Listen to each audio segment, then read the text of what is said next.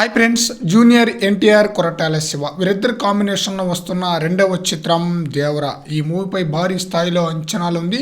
ఈ మూవీ యొక్క షూటింగ్ దాదాపుగా 80% పైగానే కంప్లీట్ అయిపోయింది. ఈ మూవీని 2 పార్టులుగా రిలీజ్ చేయబోతున్నారు. మొదటి పార్టు ఏప్రిల్ 5న రిలీజ్ కాబోతుంది.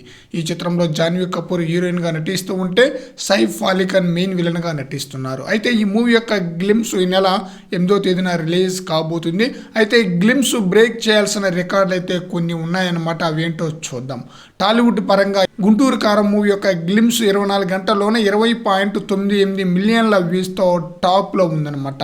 పాన్ ఇండియా మూవీ పరంగా చూస్తే పుష్ప పార్ట్ 2 గ్లిమ్స్ వచ్చేసి 27.67 మిలియన్ల వ్యూస్తో టాప్లో ఉందన్నమాట. ఇక లైక్స్ పరంగా కూడా టాలీవుడ్లో ఓజీ మూవీ వచ్చేసి 731K లైక్స్తో టాలీవుడ్లో టాప్లో ఉండగా, ఇక పాన్ ఇండియా మూవీ పరంగా చూస్తే పుష్ప పార్ట్ 2 మూవీ వచ్చేసి 1.29 మిలియన్ లైక్స్తో టాప్లో ఉందన్నమాట. మరి ఈ రికార్డులను దేవరా మూవీ యొక్క గ్లిమ్స్ బ్రేక్ చేస్తుందో లేదో చూడాలి. ఎన్టీఆర్ కొరటాల శివ వీరిద్దరు కాంబినేషన్లో జనతా గ్యారేజ్ మూవీ వచ్చింది. అదిరిపోయే విధంగా ఆ రికార్డులు అయితే క్రియేట్ చేసిందనమాట.